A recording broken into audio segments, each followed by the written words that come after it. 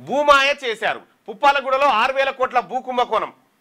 ఓఆర్ఆర్ను ఆనుకొని ఉన్న కాంతి శుక్ల భూముల్లో 30,000 కోట్ల విలువైన రియల్ ఎస్టేట్ వ్యాపారం. 2005లో నిషేధిత జాబితాలో ఉన్న ప్రభుత్వ భూములవి. 2021లో ఆ జాబితా నుంచి కొన్ని భూముల తొలగింపు. 2022లో భారీ నిర్మాణాలకు హెచ్ఎండిఏ అనుమతులు. 2025లో కొన్ని భూములు మళ్లీ నిషేధిత జాబితాలోకి. మాజీ ఎంపీ రంజిత్ రెడ్డి కన్సర్నల్లో సాగిన వ్యవహారం. వెస్టర్న్ కన్స్ట్రక్షన్ కంపెనీకి దాసోహమైన హెచ్ఎండిఏ. కంపెనీ డైరెక్టర్గా రంజిత్ రెడ్డి కుమారుడు రాజ్ ఆర్యన్. మరో మాజీ ఎంపీ బంధు కంపెనీది అదే దారి. ఈ భూదందాపై లోకాయుక్తకు ఈడీకి ఫిర్యాదులు చేసినట్ట. చెవెళ్ల మాజీ ఎంపీ రంజిత్ రెడ్డి 30,000 కోట్ల రూపాయల భూ కుంభకోణం ఏది రియల్ ఎస్టేట్ వ్యాపారం జరుగుతుందట. దాంట్లో 6,000 కోట్ల రూపాయల భూ కుంభకోణం చేసినట. చూసిరా ఎంపీలు ఎమ్మెల్యేలు అయితే ఏం చేయొచ్చో భూమాయ చేశారు. 6,000 కోట్ల రూపాయల భూ కుంభకోణం అట. ఇది చదవాల్సిందే.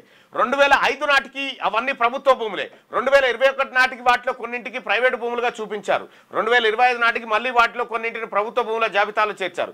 ఎంత లేదన్నా ఎకరా 100 కోట్ల ధర పలికే భూమి అది. 2005 నుంచి ఖాళీగా ఉన్న భూములు 2021లో బహుళ అంతస్తుల్లో భారీ భవన నిర్మాణాలకు అనుమతులు ఇచ్చారు. రూపాయలు 30,000 కోట్ల రియల్ ఎస్టేట్ వ్యాపారానికి గేట్లు ఎత్తారు. రాజకీయ నేతల అత్యాశకు అధికారుల ఒత్తాసు తోడైన ఫలితం ఇది. హైదరాబాద్లోని ఔటర్ రింగ్ రోడ్ను ఆనుకొని ఉన్న పుప్పాలగూడలో ఉన్న కాంతి శుక్ల భూముల కథ ఇది.